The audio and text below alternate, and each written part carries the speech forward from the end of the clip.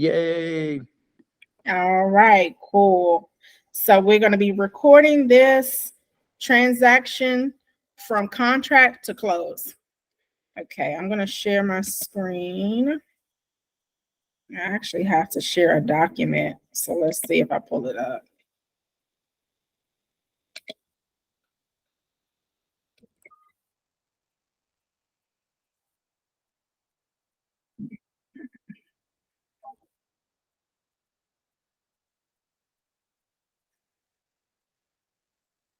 It says, due to a technical problem, the following person will be removed from the meeting when transcription starts. Sharon, you can try to rejoin the meeting after the transcription starts. I don't want you to leave the meeting. I don't know what that's about. Okay. Neither do I. Transcription canceled. Don't worry about it. Okay, Okay. let's get this party started. Let's use a tab. Okay, this is what I use for many years. I actually have to, because I can't see myself. Okay, so this is what I used for years because it was kind of old school at my last brokerage. We didn't have like a whole lot of technology. So I basically used check boxes. I mean, it wasn't rocket science. It got the job done, but I used it and I didn't miss a step. So this is pretty much when I got a contract, I tried to do as much as I could on the first day of me getting an accepted contract so that I wouldn't have a whole lot to do in the meantime. And I'm going to tell you right now, a lot of agents, they send the contract over to the title company or the attorney's office, and that's it. They check out. They don't care what's going on with the loan. They don't care if the buyer got their inspection scheduled. They check out. They pretty much leave the buyer to do whatever it is that they need to do. Now, some agents will go ahead and make sure the buyer got their inspections done and their earnest money in, but that's about it. They don't go forward and help them get insurance quotes. They don't help them research home warranty companies. They don't help them do a lot of things. And I'm a hands-on, I'm a full service, full-time, full service real estate agent. So I'm hands-on. I want them to know that I'm with them every step of the transaction. If they have a question, I'm the one they come to. Don't worry about going to the title company directly. What do you need? I'll get that done. Don't worry about going here.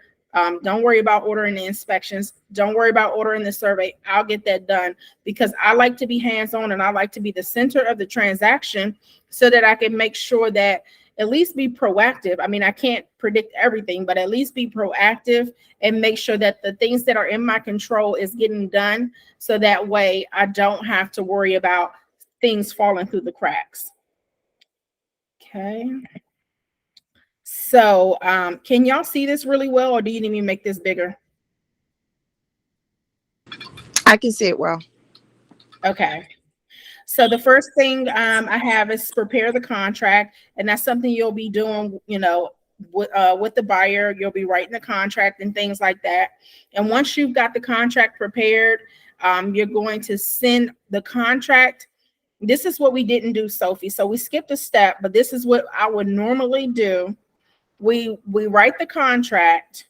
We're going to send all exhibits that go with that contract. We're going to send the seller's property disclosure, the HOA disclosure, the ABA disclosure, which is the affiliated business arrangement or affiliated business agreement, and the wire fraud disclosure. If you haven't already gotten your buyer broker agreement signed, this is the time to get it done too. You can include that in the list. So you want to get all of those documents to the buyer at the same time. And sometimes it takes you a while to get used to doing everything, but in each transaction, like I use Transaction Desk, some people use Remind Doc, some people use Dotloop. In each one of those programs, there is a way to create a package of forms. So if you create a package of forms, you can include a lot of these disclosures and a lot of these forms with the actual contract type. So if I say I have for all of my VA buyers, I want to have a the actual contract, the purchase agreement. I want to have the VA addendum because it has a VA addendum that you have to sign. I want to have the VA financing addendum. I want to have the, if we're using a title attorney's office, I want to have the attorney is holding the escrow. I want to have that exhibit. The seller property disclosure you can't put in there, and the HOA you can't put in there, but that's what you'll get from the MLS. But the affiliated business arrangement and the wire fraud disclosure and the buyer broker agreement even can all be in one package so that when you go to fill out those forms, you got everything you need in that package. You pick the VA buyer package, and that's the docs that go in there. If you pick the cash buyer package, those are the docs that go in here. I know the cash exhibit is one that'll be in the cash buyer documents. They won't have a financing contingency and different things like that. So those are some things that you can do in your actual transaction management system that'll help you, that'll set you up to make sure you've got everything done because all the forms will already be there. Okay. Keena, what program that you used for that? I use Transaction Desk. I used to use Dotloop. And so with Dotloop, you can create forms packages. Pretty much everyone you can create forms packages. So you just have to, if you need some help with that, I can find out how to do it. But everyone has their own training system on how to create forms packages. So that way, when you go in, you can just select the one you want, and all of the forms will go into your transaction, and you can just start working on filling them out. What program have you been using? Well, I haven't anything with here, but the last brokerage we used Dotloop, and I liked how, like you said, the packages were already set for me. I didn't do it, but because it was a different team. But Mhm. did you like it better than, or how does it compare to Transaction Desk, or like? I'll say Transaction Desk is pretty simple. Dotloop was pretty simple too, but it is just as good and it's free. So I like it. I like anything free. Yeah, yeah.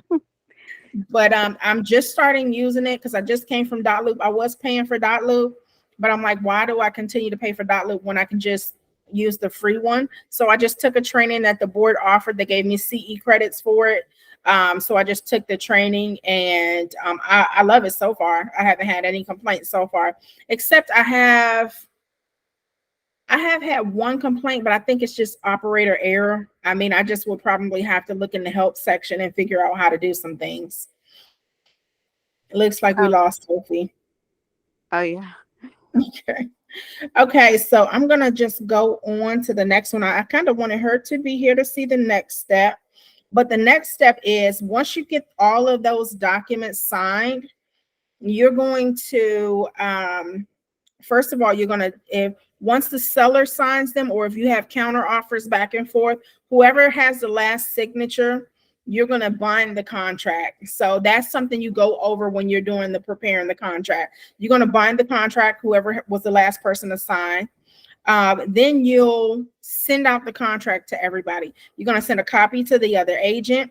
You're going to send a copy to your buyers or sellers. You're going to send a copy to the attorney's office, and you're going to send in a copy to the lender if you're the buyer's agent. And Chanel, you're going to send a copy to your transaction coordinator, and you're going to CC the CC Nicole Rose, who is our admin. So once you do that, so Chanel, you're done. Once you do that, you're done. You don't have to go any further with the actual contract documents, but then you still can do some other things to be proactive with your buyer.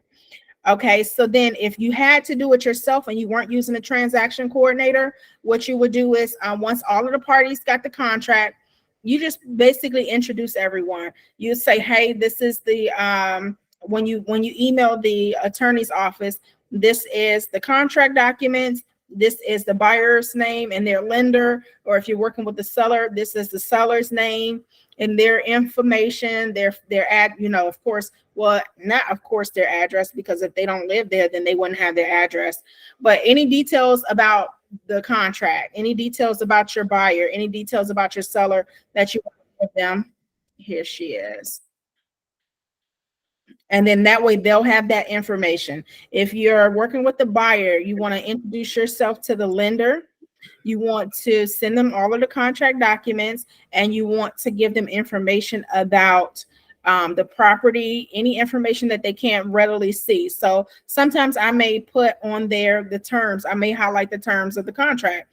We've got a full price offer of 200,000. The due diligence date is in 3 days. The inspector is scheduled. And then I will ask them, when you feel, whenever you feel comfortable, go ahead and see if we can't get the appraisal scheduled, which you'll see on my list. I have to make sure that the buyer talks to the lender, because sometimes the lender won't talk directly to you. And it's kind of weird because y'all are literally on the same team. So you have to get all of the information from the buyer. You have to tell the buyer what to do. Like, talk to your lender about this, talk to your lender about that. But I like it when we all work together and we can talk to each other freely, because it makes it a lot more simple. Okay, so once you send all the contract documents to the parties, some documents you won't necessarily send to everyone, like the wire fraud disclosure and the ABA disclosure are usually in-house documents, is what we use in SkySlope, that EXP just wants us to let our customers know, but sometimes I'll include it. I mean, it's not a big deal if they know that we have an affiliated business arrangement. I would just send the whole package. I mean, it's not a big deal if we don't. I would not send our buyer broker agreement. Our buyer broker agreement is a contract between you and the buyer, and that's personal. So you can keep that out of the package when you send it. Something that most agents don't do for their clients that I do: request insurance quotes. So get you a few insurance agents, and whenever you have a contract that you're submitting for your buyer, just send them a quick email. Hey, here's the address of the property. Here's some details about the property. Can you get a quote from my buyer? A lot of them can do generic quotes based on a property address, and they'll get the rest of the information later. They may ask for your client's name and phone number and email. You can put that in the quote too if you want, or you can just have your buyer, once you get the quotes together. I like to get 3 quotes from 3 different companies. Once you get the quotes together, then you can hand them to your buyer and say, here are some quotes. I started them for you. You don't have to go with these companies, but this is just a guideline to tell you in general what other companies are going for, because a lot of them like to say, oh, I have USAA and I get a bonus or a discount, or I have State Farm and I get a bundle discount. And sometimes they're not always the best, because they do add on a lot of junk fees that some local insurance companies don't have. So I like to get that for them, just so that they can see, what the price usually is. And sometimes if it's better than their bundle, they may go with the company that I offered them, or they may find another company that's similar. But like I said, a lot of agents don't do that. And if you want to stand out and you want to be the top agents, you will do things like that for your clients, because then they'll consistently come back to you. If they have a transaction with another agent after you, they'll realize that they're missing out. They're missing out because my last agent did this for me, which they shouldn't be going to somebody else, but sometimes they do. You know how buyers are. Okay, so then once I get the insurance quotes, I request the insurance quotes, but sometimes they may take a day or two to get back to me. So I may not be able to get it right back to them. I may have to wait until later to get those quotes to them. But what I do is, once everything's sent over to all parties, I just call the buyer or seller and I congratulate them on the contract and everything. Now, if this is a buyer, what I do is I get the inspector's details. Sometimes we talk about this ahead of time. Like I'll say, be thinking about what inspector you want to use. And if you need any recommendations, let me know and I'll give them recommendations while we're in the contract process. While they want to make an offer, I'm telling them, okay, if this gets accepted, you may want to start thinking about what inspector you want to use. So sometimes I'll have this information, but if I don't, I'll go ahead and get this information. And what I like to do is I schedule the inspections. I like to schedule them. And then what I'll do is I'll put them on the books. I'll say, we want to get this inspection scheduled for this day, but contact the buyer for any payment or anything like that. So then if you use if you're doing a VA or FHA loan, you have to have a WDO inspection, and that's a pest and wood destroying organisms inspection, where they're checking for termites and checking for powder post beetles and fungus on wood and things like that, any dry rot. So this inspection is important because the VA and FHA will not let you close without it. So at the same time that I'm getting the inspection schedule, I also get them a WDO inspection schedule as well. And then I'm going to advise the buyer to go ahead and get the EMD in, get your earnest money to the attorney right away. We have 3 days to do it, but do it sooner than later, because if you don't, we'll be out of contract. So I go ahead and set them up with that information. I usually give them the title company's number, and I tell them, if somebody sends you an email, call them and verify that it's them, because it's a lot of wire fraud scams out.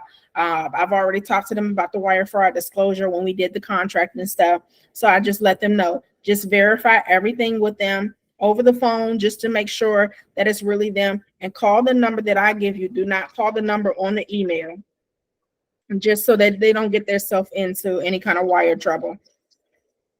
And then I will send any additional disclosures. So sometimes another company has their own disclosures. Let's say, for instance, maybe we didn't get the seller property disclosure from the MLS and the HOA disclosure, and we need that now. Maybe we didn't get the lead-based paint and we need it now. So they'll say, okay, well, here are the documents for you to sign. Or maybe they have their own affiliated business arrangement that the buyer has to sign too. So if any other disclosures come in, then I'll just send them to the buyer, say, here are some additional disclosures from the seller's agent. Go ahead and sign those and get them back to me. And so usually, sometimes it's things that maybe I forgot. A lot of times it's things that I forgot to get. So yeah, I'll do that at that time. And this is literally all within the first day. This is like, I got the contract signed and I'm going through this checklist. Anything I can get today, I'm doing it today. The home warranty. This is something that agents don't normally offer. Some agents do. The good agents do offer a home warranty and talk about the benefits of a home warranty. Chanel, you got a question? Hey, yes, I do. The attorney, I get a little bit confused with when does the attorney come into play, and how do you know who the attorney is? I know, because I've never had a transaction, so excuse me if it sounds like a stupid question, because No, it's not a stupid question at all. Okay, so the attorney comes into play. This is the person who's going to be doing the title search, getting the deed documents together, all of the closing documents together, and who picks the attorney usually is the buyer. But sometimes you have to read the notes in your MLS where the agent may say, use this attorney, use Wiseman, use Wiseman Law. And sometimes they can say use Wiseman Law, but it's really up to the buyer, because if the buyer is paying for it, the buyer can use whatever attorney they want. But if you kind of fight it, sometimes if you're in a multiple offer situation, it kind of makes you kind of not on their good side. So I'll say I usually go with their recommendation of whatever attorney. I mean, an attorney is an attorney, but if I find out their fees are exorbitant, I'm like, yeah, we're not using that one. Or if we've done a transaction before and it wasn't a good experience, I may say, well, you can choose whoever you want. I haven't had particularly a great experience with this company before. So, any attorney that you want to use that's a real estate attorney, we can use them. I was talking to someone earlier today about the same thing. Because in Florida, we can choose who pays for the title insurance and the title fees and things. But in Georgia, it doesn't necessarily have it on there. It's basically the buyer who is the one who pays for everything. But this is a negotiating point. If the seller wants for you to use a certain attorney, you can say, well, if we're using your attorney, we'll have you pay for the attorney. So that's something you can put in the special stipulations. It's not, you don't have to use who they want you to use. That's a negotiating point. And so you will be good to negotiate that up front and just say, hey, I noticed, you're using Wiseman Law. Is that for any particular reason? They may say, oh, we already got title work done with them, or we just came out of probate and Wiseman was the one who did our title work. You can say, okay, well, since you're using Wiseman, we're going to ask the seller to pay for the title fees, and just get that in writing, get that in the contract. Okay. Okay, so that answered your question. Yes, thank you. Okay, you're welcome. All right, so we ordered the home warranty, and there are a lot to choose from. I would just say get recommendations.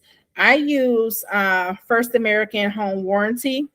A lot of people don't use them. A lot of people don't like them, but I like them because they cover a lot more than other companies cover. It's just harder with their because they choose the people that work on your equipment. So a home warranty, if you don't know, is when it's sort of like an insurance policy on like your um, appliances, your HVAC, your plumbing, your electrical work, things like that. So when you hire a home warranty company, they'll sometimes subsidize the cost of things. If they have to fix your refrigerator's not working. If they can't fix it, they'll replace it. So they First American Home Warranty has the best, I think, comprehensive package that I've seen when you get the Eagle Premier plan. But other companies, you have to get your own service person. They don't have a service person for you to choose from. You just pick anyone you want, and you send the insurance company the bill, and they'll decide whether or not they're going to pay it. And it gets tricky because you have to pay these people whether they decide not to pay them or not. With First American, you pay the service fee. They come out, they fix whatever it is they need to fix. If they can't fix it, they'll let the company know, hey, we can't fix this. They'll replace it, or they'll give you a really good discount on it, but they don't do the work until you say, yeah, I'll go ahead and do it. Like, they won't replace your AC and charge you $1,000 for it without you saying, yeah, go ahead and fix it. But the other home warranty companies, you have to get that stuff fixed first and then pay, and then see if they'll cover it. So it's sort of, I mean, you can get quotes and things like that, but it's just a little too much for somebody to handle for a company that should be handling it for you. So that's my take on it. Okay, so then once we get everything, you got a question, Sharon? I do. Really quickly, how do you go about getting a transaction coordinator? So you can pay for a transaction coordinator. A lot of them you'll see them in workplace. We have a lot of transaction coordinators that are already agents, and they are in workplace. Some of them, I know the fee ranges from anywhere from $495 to $600, depending on the company. So they pretty much go through and do all of your contract to close, from contract to close. Anything that they do, um, they send all the documents to everybody. So once you get it signed, you send it to them. They send all the documents to everybody. They check on your on the loan, the status of the loan, the status of the transaction, any documents. If you missed any, they can get them signed for you. They can order the inspections if you give them the people's name up front. They can order repairs. They're really good. It's a really well worth it. Thank you. You're welcome. Okay, and so once you've done pretty much the majority of the documents, we're still waiting on the earnest money verification. So once the earnest money is deposited, the attorney's office is gonna send you a receipt for the earnest money being deposited. But while we're waiting on that, we're going to put everything in SkySlope. We're going to go ahead and just get everything in SkySlope. And that's a discussion for another day. Putting stuff in SkySlope, it's a whole nother process. So we're not going to get into what it is to put it in SkySlope, but there's a checklist of every document that you need to have and how to upload it and everything into SkySlope. And that's where you're going to get paid. That's where the money is. If you got all your documents and everything goes green, you get money. You get paid at the closing table, or you can tell them you want a check deposited to you at closing. So then, like I said, you'll get the earnest money verification, and once you get that back, you'll go ahead and put that in SkySlope too. Usually that takes 1 or 2 days, so you're not going to really have that in the first day, but you've already done pretty much everything you needed to do in order to get that first day out of the way. So probably from prepare contract all the way down to put it in SkySlope, you can get that done on day one. You'll wait for the earnest money deposit to come in. You'll ask the buyer to order the appraisal. If the buyer hasn't already ordered the appraisal, they should be asking about it again. They should be talking to the lender saying, hey, have you ordered the appraisal yet? Just stay on top of that, because sometimes if they wait too long or somebody forgets, the appraisal takes sometimes 2 weeks. And if you've got a 4-week closing, you don't have 2 weeks to waste, because if that appraisal goes south, like if it doesn't appraise, or if the appraiser doesn't get out there in time, or if you're doing a VA or FHA and the appraisal says it's contingent on a repair. So if the VA appraiser goes out and he says there is a tripping hazard on the carpet floor, the carpet is bunching, and there's a tripping hazard, you need to stretch the carpet. You can't do that in a day. If you wait to the last minute to do the appraisal, you're going to have a problem, because now you're going to have to extend closing because the appraiser says something's wrong or we got to get it fixed. Who do you know that can get a carpet person out the same day and stretch the carpet? That's something you have to make an appointment for. So definitely get the appraisal as soon as possible, for especially VA and FHA buyers. And another thing that I do that some people don't do, and I'll show you where you can get this information. Some people don't even talk to their clients about closing costs. They usually use all they usually use the estimate that the lender says. You know how lenders say I will estimate 4% for closing costs. Sometimes that's right, but a lot of times it's not right. 4% can be an exorbitant amount of money to bring to closing, especially when the sellers, like if the seller's paying closing costs, or if the seller has to. This I know this seems like it's getting a little deeper because we haven't gone over closing costs and things like that yet. But we're gonna go over. I'm gonna show you where to look at it, and we're gonna go over how to fill out the closing cost estimate for buyers. I do this sometimes if I know a buyer is very tight on funds and they really need to know, like almost to the penny, which I can't guarantee them. I always tell them it's a quote, it's an estimate. I can't get you to the penny, but I can kind of tell you what it's going to be, give or take. Because what I did was I got those insurance quotes and I know what the taxes are going to be. And then when you know that information, you can almost give them a quote almost to the dollar, but not quite, because there are some other fees their lender may tack on there. You just sometimes can't calculate everything, but you can tell them based on what normal closing costs are based on this estimate. So I'll show you that. I'll show you that soon, but not right now, because I don't want to get too information overload. Too much information overload is gonna kind of confuse you. Okay, so now once the inspections come back, which sometimes it takes 2 days, sometimes, depending on what inspections we got done, it could be a couple days later.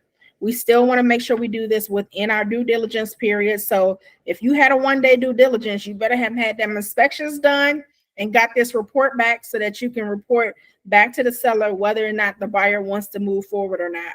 So I say I try to get a 10-day due diligence. If not, I'll go ahead with 7 days. But I just want, especially with a brand new buyer, a first-time home buyer, I want them to have as much time as possible to look over the reports, to kind of let it sink in, because sometimes an inspection report can have 40 things on it, and a lot of it is not that serious. A lot of times it's, your inspector's job is to show you every single thing is wrong with your house. That could be a missing doorstop. That could be, any little thing. He's going to tell you what it is. So when they see the report and it's 40 pages, you want to give them a second to, let's go over it, let's talk about it, let's go through it, and sometimes get the inspector on the phone. I like to get the inspector on the phone because it'll kind of reassure them what's a big deal and what's not a big deal. And sometimes an inspector can tell you, oh, that's only a couple bucks, or you just have to do a little bit of caulking and things like that. So what I do is discuss the high priority repairs. We're not worried about the little nicks in the wall. We're doing high priority repairs. And for me, a lot of times that's the roof, the HVAC system. If we have like broken windows, things like that, I'm putting those first and foremost. If I'm working with a VA buyer or FHA buyer, I'm looking at other things as well. Like I told you, the carpet being bunched up could be a tripping hazard. That may be something we want to talk about getting fixed before the FHA or VA appraiser even comes out, just so that that won't be something that they put on their report later. We may want to just different things. There's a list of things that VA inspectors look for during the inspection process, and I'll get that to you. Let me write that down because I'll forget that. Yeah, there's a list of things that they look for. So when you're walking through or when you're looking at the inspection report, you're keeping your eyes peeled for those kind of things anyway, just so that you can be proactive. VA appraiser. Sorry, y'all. And so once you've decided on what repairs you're going to ask the seller for, if it's an as-is contract, you got to be very tricky with this. You got to kind of just say, you know, even though it's an as-is contract, there are some things that the buyer has some concerns about, and we like to address them. Even if it's an as-is contract, I do still advise the buyer to ask. It doesn't hurt to ask. And I always go and, be humble and say, hey, I understand it's an as-is contract, but the buyer really loves this property. But there is an issue with the HVAC. It is something's going on with it. How about we put the home warranty on the property now and have the seller just pay the seller's portion of the home warranty? The seller's portion of the home warranty is not a lot. It could be like $70 to $100. And let's go ahead and have a service person come out and service that AC unit so that we can go ahead and move on with the contract. That may be something that the seller agrees to. That may be something that, yeah, that's a good idea, or whatever the case is. But this is the part where you're in negotiations again. So you're going to send the seller once you've agreed to the repairs, like you may go back and forth with the seller. The buyer wants this, the seller wants this. The buyer says, well, I'll take a credit for this instead of the repairs and things like that. So it can go back and forth a little bit, but this is another chance for you to negotiate. So you'll be putting your negotiating skills to the test at this point. So once you've got everything agreed to, you're going to do your formal signed repair request, or you may do an addendum for closing cost credit. So you'll get that signed right then and there. You'll go ahead and have both parties sign it, and make sure you send that form to all the parties as well, because it has to go to the attorney and it has to go to the lender as well. And then after the seller approves repairs, this is in Florida. Florida, you have to have a survey. In Georgia, a survey is not required, but if the buyer wants a survey, they can order a survey. That's completely up to them. But in Florida, it's just not required. It's not something in Florida, it is something that is required. And then any invoices that you have, like the WDO inspection, the home warranty invoice, you're going to send those invoices to the attorney to put on the closing costs. Sometimes the WDO inspection, they will make you pay for it up front. VA buyers are technically not supposed to pay for it up front, but a lot of times they do. But if you're talking to a good WDO inspector, they know that VA buyers shouldn't be paying for things up front. And you can kind of just say, hey, it's closing at this place. We're closing on this day. Any invoice can you send to this attorney's office? Some of them will, some of them won't. So that's just something that VA may have to change because VA buyers do pay for it all the time. And then once you've sent those invoices, pretty much we're wrapping it up because we've got those repairs in the works, where we've got all of the invoices to the attorney's office. This is what a lot of agents don't do. Start thinking about your closing gift now. If it's something you got to order, ordering those personalized gifts are really good. Like, people really love personalized gifts. Don't wait till the day of closing and be running around, going to Ross. I've done it, going to Ross, going to TJ Maxx, going looking for something cute for your buyer. It's stressful. So start thinking about what you're going to get them for a closing gift, even if it's just talking to them and saying, hey, what's your favorite restaurant, or what kind of wine do you like to drink? Just be thinking about what you're going to get them now, even though it hasn't closed, even though we still have the loan process to go, or maybe this is a cash deal and it's going pretty quickly. Definitely get those closing gifts ordered as soon as you're able to. If the WDO was not clear for VA and FHA buyers, you will have to order a reinspection after the seller completes the repairs. If the WDO is not clear for a VA or FHA buyer, you cannot close. So this is something that has to be done. You can negotiate it with the seller. A lot of times they know that if WDO issues come up, they have to be fixed. Some sellers will be bullheaded and say, well, I'm just going to put it back on the market for a cash or conventional buyer. Now that you know you've got termites, or now that you know you got wood rot, or whatever the case, now you have to disclose it. So are you going to disclose it, or are you just going to go ahead and get it fixed now and save yourself some time and money so that we can go ahead to closing? Sometimes they don't want to help with the repairs and things like that, or maybe you can negotiate, okay, the buyer will chip in 50-50 on the repairs, or you do the repairs, the buyer will do the termite treatment, or whatever. You just got to negotiate at that point. I mean, nothing is set in stone. Like I said, sellers know when they take a VA or FHA contract, they know that they're going to have to do lender required repairs, and that's the lender required repair. So you will order a reinspection because it has to be reinspected by the WDO inspector in order to get a clear letter. And once they get that clear letter, they're going to send it to the attorney's office. And this is a good point now where you want to check the status of the loan and the appraisal if you don't already have it back. So just making sure we're all good with the loan, nothing's outstanding, the buyer's getting all of their documents in like they're supposed to. The appraisal came in with no conditions, or if the appraiser has come back with repair requests, then we've got to renegotiate again to get those repair requests fixed. So sometimes it works. Sometimes the buyer may have to chip in.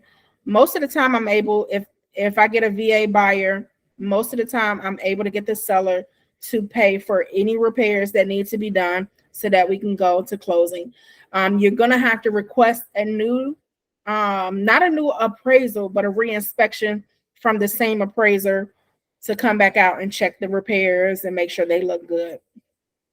I've had one transaction where the VA inspector had to come back out 3 times because the repairs weren't done correctly and by a professional. So just making sure that they know, please make sure it's a licensed professional that does the work, or a handyman. If a handyman is going to do the work, make sure that's his field of expertise. So that's pretty much it for that. Stage 3. This is stage 3 for me. A lot of people skip this stage. It doesn't get done. You know, this is something that will strengthen your relationship with your buyer. This is something that will take them all the way through to closing. Review the settlement statement with the buyer. You remember we got the closing cost estimate. Just check over the settlement statement and make sure that the seller's paying what they're supposed to pay, the buyer's paying what they're supposed to pay, and that their money to bring to closing looks like they expected it to, usually the lender will send them a couple estimates out saying, okay, this is what you're estimated to pay. A lot of times that estimate is going to be higher than what they actually pay. So when they get that settlement statement, a lot of times they're happy. They're happy because they're thinking, oh, I had to bring 3,000 to closing. Well, now I only have to bring 1,000. So check with them and make sure everything looks the way it's supposed to look. Make sure the seller is paying those closing costs or those repair concessions like they said they would. Make sure all of the invoices are accounted for on the actual settlement statement.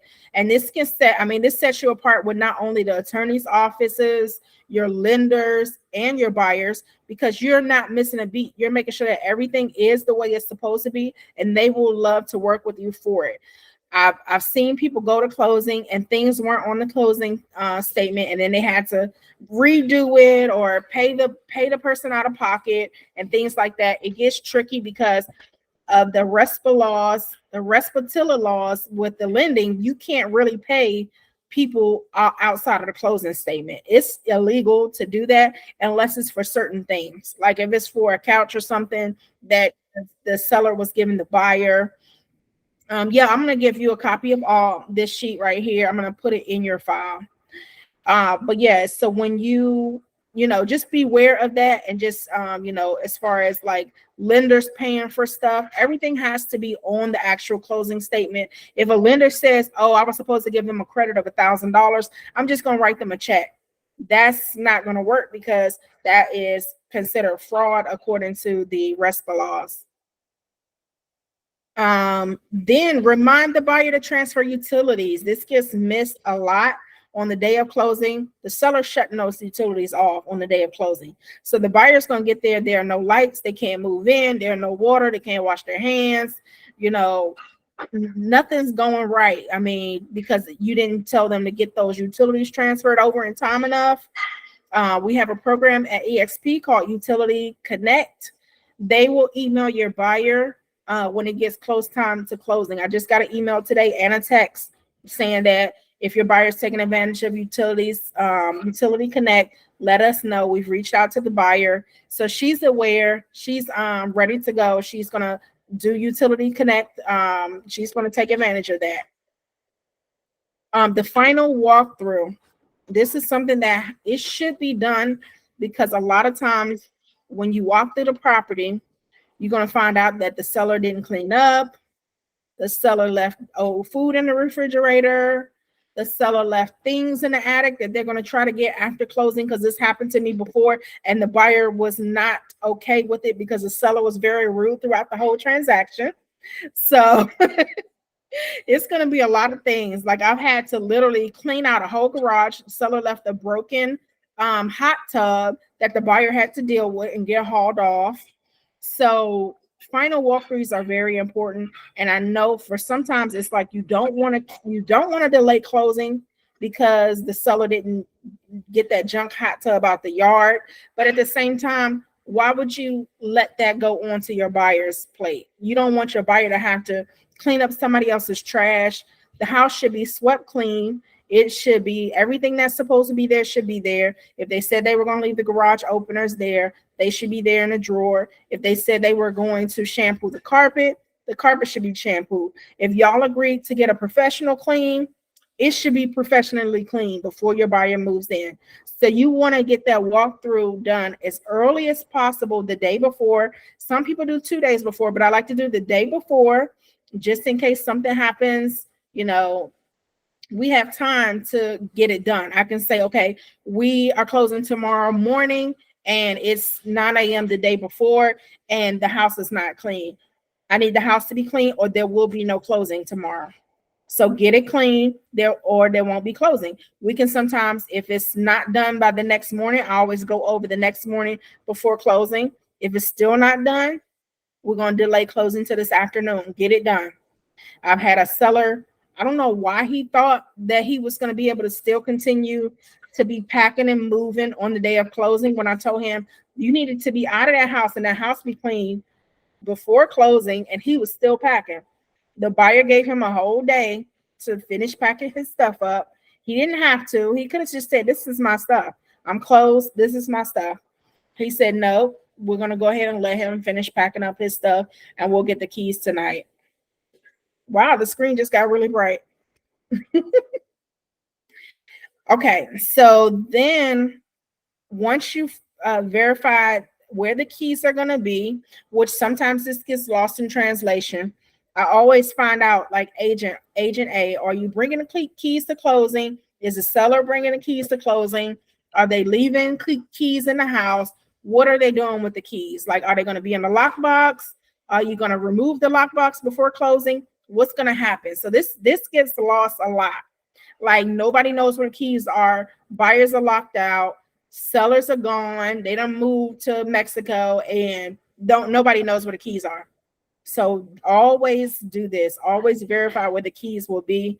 It's not pretty if you have to be tracking down keys. I've had to drive back and forth to title companies. One title company said they had it, the other one had it. It's a mess. And then you can collect testimonials and Zillow reviews. I always do this on a high note. I want to get testimonials on a high note. So I don't wait until we're actually closing or after closing to get the reviews. I wait until they're like, oh my God, this is really happening. Oh, thank you so much. I can't believe we're closing tomorrow. I can't believe this is happening. Ask for the reviews then, because anything can happen from now until closing. They can get to the house and be like, I hate this house. I don't know why we bought it. The AC don't work. The hot tub is still in the backyard. That's when you get the bad reviews. Get the reviews on a high note. They can always change it later if they decide it's their prerogative. But if you get them on a high note, at least you'll have that testimonial to use, even if they change their mind, even if they say you're the worst agent and you suck because you let them leave this house like this. You got a good review at least to put, on your website or wherever you like to. And then it's closing day. Yay, that's the fun part. Any questions about this process?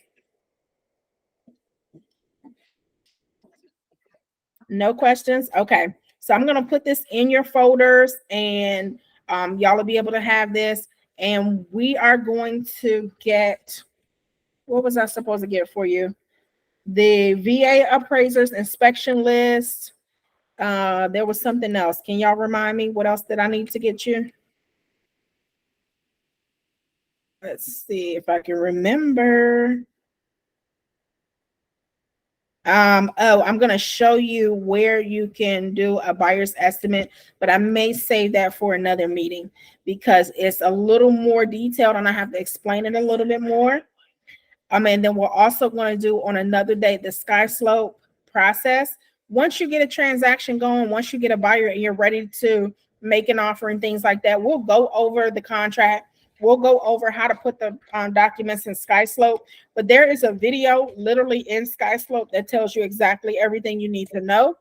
I wouldn't try and look at it right now. I'll just wait until you actually have something that you have to put in there, because you're going to be learning a lot of things, and I don't want you to try and put too much on your plate right now. So just when you got time, if you want to look at it, it's in Skyslope support, or if you want to wait until you get ready to do your transaction, that's a good idea too. Any questions? Anybody need anything? No, No, this was good info. Thank you. that was good. Thank you. I feel like I, won't, do understand what you're saying, but once I go through it with somebody, maybe I will put the pieces together. Yeah, you will, because you'll start to see some of the terminology. They'll be asking you, can you get me this? Can you get me that? And you'll see the emails going back and forth with Joan, and she's really good. When I say I don't really have to even look at my transactions, Joan is like, hey, I've got everything covered, and she only asks me if she can't get something.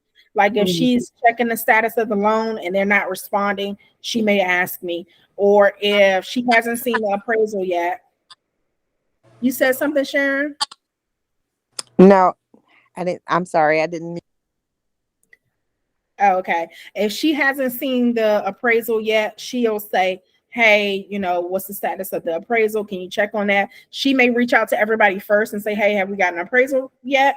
And if they don't respond or if nobody knows, then she'll reach out to me. But she's really good about that, Yeah. about keeping up with it. She's so good. Yeah, she's really good. One thing I noticed with the clients for the closing tomorrow is that they preferred to whatever she told them to do, they just called me and would want to talk to me. And I would be like, what did she tell you? I wouldn't even know. So it was like this going back and forth thing. I don't know. Yep. They just prefer to talk to me and they weren't sure who she was, even though she said I'm the transaction coordinator for Sophia, whatever. So Yeah. I was just like, forget it. I'll just do it. Yeah, you do kind of have to introduce them to her. You're going to say, okay, so now that we've got the contract and everything signed, Joan is going to be your point person. She's not going to do any negotiations. What she's here for is she's here to keep me on track, make sure that I'm following the guidelines, make sure I'm following the deadlines, and making sure we have all of your paperwork in order. So anything she asks you for, you do what she says. She's got us covered. Okay, she's going to keep us on track. When we get to any negotiating periods, or if it's something you just don't know, or if you ask Joan and she can't get you that information, she's going to let me know, or you can let me know, and then you will talk about it. Yeah, I should have made that clearer. I just, in my initial email, had said, she's the transaction coordinator for this whole process, but they just wanted to, like, I don't know, Yeah, they're send going to everything, verify everything to me. yeah, Yeah. they're still going to call you and do that. It's going to take you some time to get used to having everybody refer back to her. It feels weird. It feels like you're not doing your job at first. Yeah. When you say, okay, my job, I always tell people this, if you want to talk about money, you talk to your lender. If you want to talk about finding a house, if you want to talk about writing an offer, you talk to me. If you want to talk about what paperwork you still need, you're going to talk to Joan. If you want to talk about how much money you need to bring to closing, you're going to either talk to the title company or you're going to talk to your lender. So that's how I kind of just separate myself. I'm the house person. I'm the person that helps you get the house. I'm the person that writes the contract for you. But once we get that done, we're going to move you on to the next person in line. Okay. So yeah, but it's good to know this process, and even to maybe go through it one time. Like I said, just let Joan know, hey, I want to do the process so that I can see how it's done. And just you can do this yourself. You don't have to use her. Yeah, she tagged me and everything, so I pretty much did see what she was sending to like the attorney or whoever, and she would tag me and everything. So it was good to be informed of this is the step. But yeah, I guess they would see that I was tagged in some of them, and so they would just I don't know, call me. But yeah. Yeah. All right. If nobody has anything else, if anybody wants to set up a one-on-one, we haven't gone back over your business plan, which is something that we need to do. If you want to get with me, we can do a one-on-one to go over your business plan.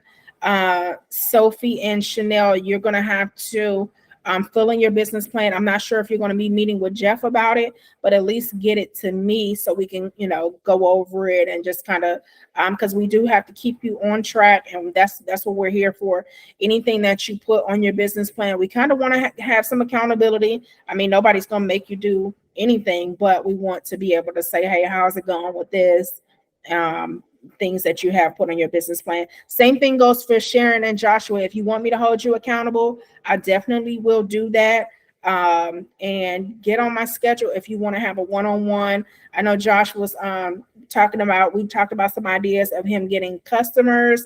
If that's something that you want to do, kind of just brainstorm about how you can do some things to get some business up, or how you can situate yourself in, your niche, or you want to, start a group or anything like that. That's what I'm here for. I'm here to help you be successful and get what you need out of real estate. Thank you. Absolutely. I started a Make It Rain campaign, and it has started to rain. So now Okay. I'm working on it. Good job.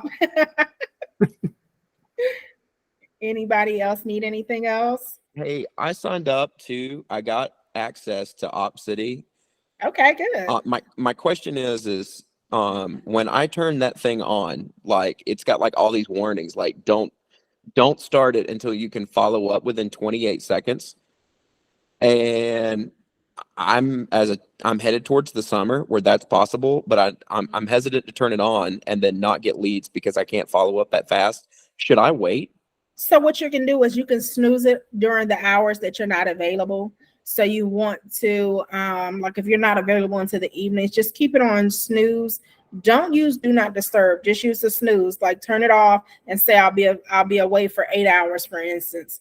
Turn it off for the 8 hours. It'll automatically come back on itself, and then you'll be able to start accepting them. Or if you want on your days off, you can turn them on.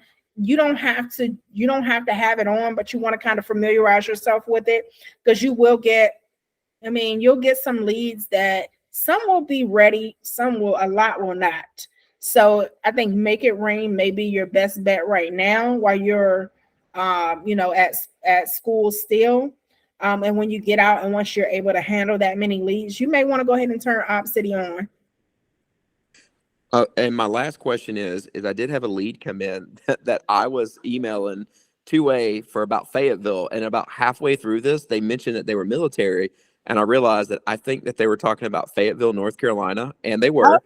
So my question is obviously I'm not licensed in North Carolina, so that lead doesn't work for me, but surely there's some agent somewhere. What did is that through Make It Rain or through Op City? they came in through Make It Rain? If it's Make It Rain, that's your lead. You can refer them out. How how does one refer them to, like, how does that work? So if you want, you can find an agent in workplace. You can shout them out and say, "Hey, I'm looking for a buyer's agent or seller's agent, whatever they are, in Fayetteville, North Carolina," and just give them a little bit of detail about if they're looking in whatever city they're looking in, and then somebody will reach out to you, and you just kind of make sure you get a referral agreement signed. Typical referral agreements are anywhere from, I mean, it's negotiable, but most people do 25% or 30%. I would go more with the, I mean, it just depends on what you want to do. I like to do 30%, but for people that I know, I do 25%. Um, but you get a referral agreement. Make sure you do that before you give them the contact information. Now, EXP has this new system where if you refer to an EXP agent, there's a dashboard that we can go to where you can put in the referral, and they don't get the person's contact information until they've actually signed the agreement. And it's really simple. It's a really simple transaction, a really simple dashboard to work with. You just have to know their name, your name, and the client's information.